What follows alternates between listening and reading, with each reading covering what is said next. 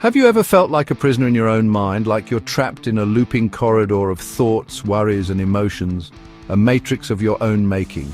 It's that place where the same anxieties play on repeat, where you endlessly relitigate past conversations, and where you scare yourself with future scenarios that haven't even happened. It feels solid, it feels all-consuming, and it feels like you. But what if you're not that voice? What if that constant inner chatter isn't the real you, but just a storm passing through? And what if the real you is the silent, peaceful, and unchanging awareness that's listening to it all? In the next few minutes, we're not just going to talk about this idea.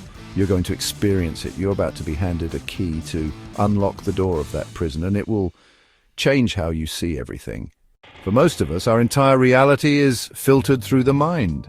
Our thoughts steer our feelings drive our actions, and our actions create our life. It's a self-contained, self-perpetuating system, a matrix. We spend our lives in the passenger seat, taken for a ride by years of mental programming and knee-jerk reactions we never consciously chose. This matrix is built from the stories we tell ourselves. The story of who we are based on old failures and successes. The story of what the world is based on beliefs we picked up along the way. The story of what we can and cannot do. This internal monologue is so loud, so persistent that we mistake it for our identity. We believe we are the worrier, the inner critic, the flash of anger, or the heavy sadness. The suffering this creates is huge. We get tossed around by the volatile weather of our own minds, anxious when the thoughts are stormy and briefly happy when they clear up. We're slaves to a tyrant we can't see because we believe we are the tyrant. And that's the fundamental mistake. We've confused the content of our consciousness with consciousness itself. We've forgotten that we aren't the movie, but the screen the movie is playing on. The secret to escaping this matrix isn't to fight your mind, argue with it, or force it into silence. That's like trying to flatten the waves in an ocean. It's exhausting and it never works. The secret is much simpler and far more profound. It's to take one step back and realize you're the ocean itself. The escape isn't an act of force, but an act of remembering. This isn't some new age fad, it's a profound truth that echoes through ancient wisdom and is now being explored by modern neuroscience. Behind the thinking mind, there is an observer, a silent, impartial awareness that watches your entire experience without judgment. This is your inner witness. Some call it the observer, the true self, or simply awareness. It's the timeless, formless part of you that's aware of every thought, emotion, and sensation that comes and goes. Think of it like this. Your mind is the sky, filled with constantly shifting clouds. Those clouds are your thoughts and emotions. They drift in, take different shapes, turn dark and stormy or light and wispy, and then they drift away.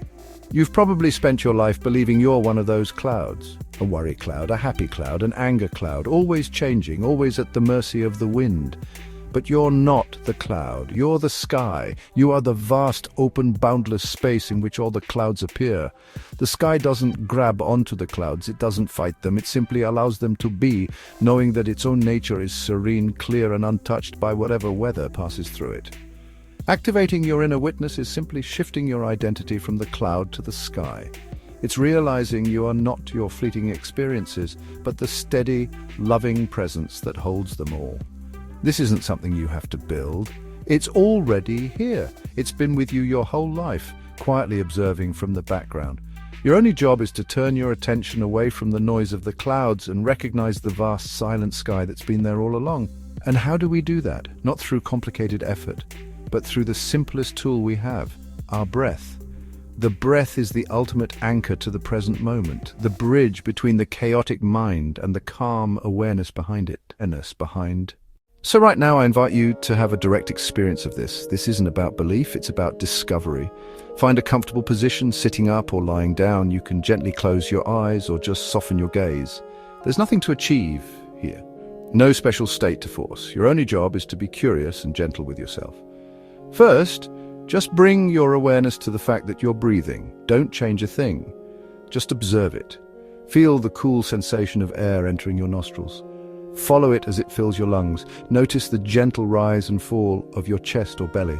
And then watch the exhale, that feeling of release, the subtle warmth of the air as it leaves your body. Just be with this simple rhythm. Inhale and exhale. There's nowhere else to be, nothing else to do. For this moment, just watch your breath. Inevitably, your mind will wander. A thought will pop up. Am I doing this right? What's for dinner? My back itches. This is not a mistake. This is the practice. When a thought arises, try something radical. Don't push it away. Don't judge it. Just notice it. Like a cloud passing through the sky of your awareness, acknowledge it gently. A thought about work. And then, without any struggle, gently guide your attention right back to the feeling of your breath. The thought is an object in your awareness. The breath is an object in your awareness. Now, can you sense the awareness itself? Who is it that is aware of both the thought and the breath? Who is this silent, steady presence noticing all of this? Let's stay here for a few more moments, just breathing, just noticing. Notice the little space between the end of your exhale and the start of your next inhale. There's a pause, a moment of stillness. That stillness is a doorway to the witness. It's always there, right underneath the noise.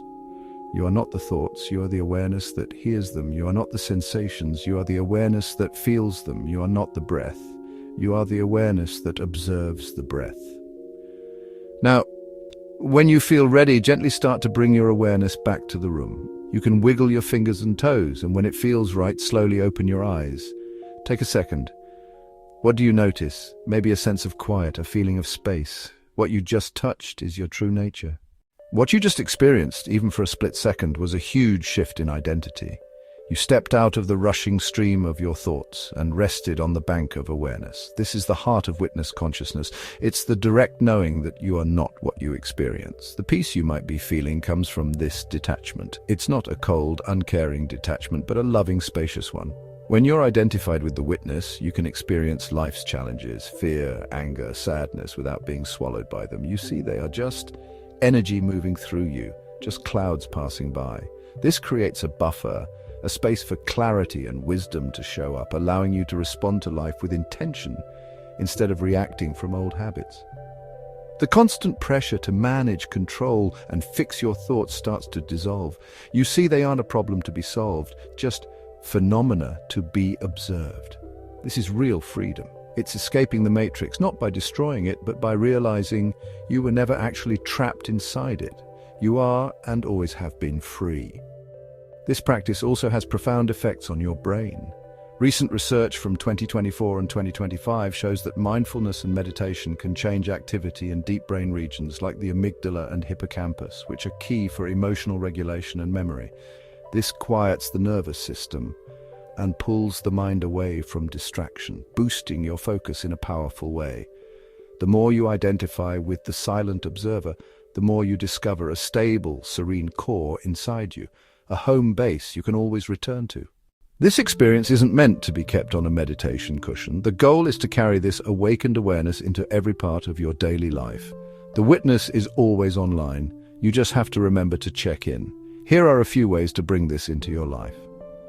First, use your breath as an anchor. When you feel stress rising, before you snap back in a conversation or while you're just waiting in line, consciously take 3 deep breaths. Use them as a trigger to step back and connect with your inner observer. Second, practice noticing without an agenda. As you go about your day, just notice things. The feeling of the sun on your skin, the sound of traffic, the flicker of an irritable thought. Just notice. Every moment of pure, non-judgmental observation strengthens your connection to the witness. Third, ask yourself this question: who is aware of this? When you're lost in a strong emotion, gently and with genuine curiosity ask, who is aware of this anger? Who is noticing this sadness? This question is a pattern interrupt, shifting your focus from the emotion itself to the awareness that's holding it. Living this way doesn't mean you'll never feel pain or difficulty again.